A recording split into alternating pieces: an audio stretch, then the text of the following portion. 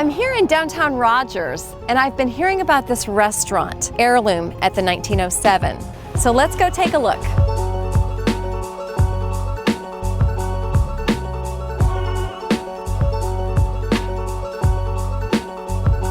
This is a really interesting space. It feels really cozy. The kitchen is right there. Absolutely, yeah. We wanted kind of one of the first things we knew when we started this project was we just wanted it to kind of feel like a living room, and you know, you're in somebody's house, there's a big kitchen with an island and everyone's just kind of gathered around. Those are always some of the, you know, best times, I feel like. So we just didn't want anything to be hidden or you know, we wanted everything to be out and open, kind of like a dinner party in a way. Yeah, yeah, it definitely has that feel here. I love it. Yeah, I'm glad that comes. Feels really cozy and warm. And yeah, so you know, we're totally hidden away from the rest of the building, and so it kind of felt counterintuitive to put like a bunch of windows and stuff. And the more we got along with the project, it was kind of like, maybe this just needs to be hidden, not in like a, you know, kind of hipster way, but more just it felt the right thing to do.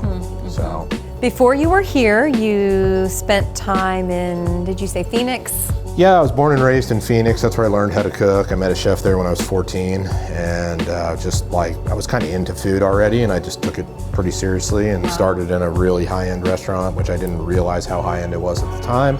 And from there, I worked with that chef from the time I was like 14 until I was about 20. Kind of been all over, worked in like all facets of the food industry, you know, like tweezer, fine dining, like where everything is perfect, to very casual, more health-driven, vegan, vegetarian cuisine. I think it's kind of nice to get an education of all areas of the industry, and then, you know, when you can kind of bring all that into whatever you decide to put your focus on, every little bit helps, whether it's sitting there with a P&L sheet in front of you or, you know, which is not the fun stuff, but you know, it helps you when you need to make money later, and there's just all these little things that definitely help round you out, you know, so I think you have to take your time with your career, you know, in all aspects, and learn as much as you can. Well, we're really glad you decided to settle here in Northwest Arkansas. We're pretty glad about it too. It's definitely one of those like sneaky places where I don't think a lot of people realize how cool it is, and you know, anyone who's watched this show knows too, but it's just one of those things where there's so much new stuff happening now, you can't even keep up with it anymore. And it kind of feels in the same way to me like Phoenix did when I was like 15, when all of a sudden it was like, oh, Phoenix is cool, let's open 100 million things. It kind of feels like, you know, Northwest Arkansas is starting to catch that entrepreneurial vibe too. Yeah, so definitely. It's been cool, yeah, we like it. Yeah, it's a good place to call home.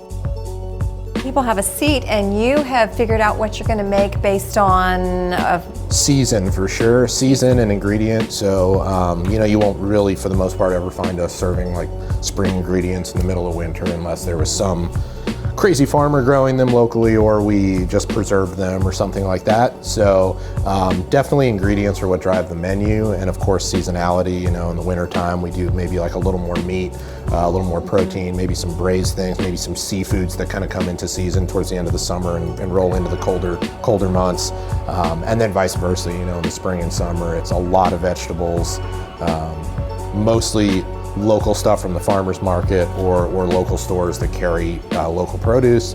And yeah, we typically do anywhere from like 7 to 10 courses. Some of those are a little bigger, some of them are just like one bite snacks. You know, we like to have fun. You know, some of the courses we encourage you to eat with your hands, some with the silverware, you know, and we just try to make it interactive and fun, and you know, we don't overthink it either. It's not, although we're fine dining, we don't consider ourselves pretentious, and you can come, you know, dressed however you want, come as you are, you know, all are welcome, so. So, what kind of responses are you getting from your patrons? Well, knock on wood, it's been really positive, honestly. I don't think a lot of people know what to expect when they come. We don't really like put a lot of stuff out there. We kind of try to keep things like a little obscure in a way, and it's not to be like cool. It's just so when people do come, that element of surprise really pops in, and there's maybe they make an emotional connection with the space or the food, and I think it's different for everyone. You know, we are not like a crazy expensive restaurant, but we're not the cheapest restaurant either. And some people can afford to eat here once a week. Some people can afford to eat here once in their life. And either way, it has to be memorable. So, you know, really we're in the business of like making memories, not you know, you're not going to remember every dish. You're not going to remember every little, you know, thing that was on your plate, but you will likely remember the feeling. Oh, yes, you know, that you had when you were here, and that's our job. Well, I am super excited to actually try some food here. Can we get in the kitchen? Absolutely. You need to come eat dinner here, but why don't I make you some dessert? Okay, sounds Cool. great. Let's do it. Chef Paul. Yes. What are you making me for desserts?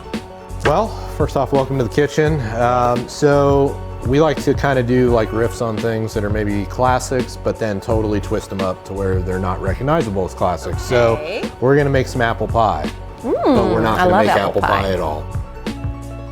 And maybe a tiny little bit of the syrup. Yeah. So anyway, we put these roasted apples in there, and then I have two kind of like frozen components.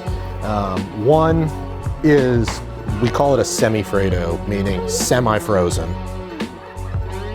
We also have this, it looks very simple. So this is ice, and this ice is made from rosemary. So this is, we call this caramelized milk. So it's basically milk that we make into like a crumble, and then we roast it in the oven till it's like got like almost like flavors of caramelized white chocolate. And then, you know, we've got the charged whipped cream as well. So this is basically the same stuff that's frozen here, only a different texture of it. And then maybe we just add a little of this in a few different spots. There's no words for it. It's so You like good. it? I mean, I love rosemary. Yeah, the rosemary ice is fun, right? So I guess That's we'll all have to, amazing. guess that's gonna go on the menu. It's the last bite right here. Badass.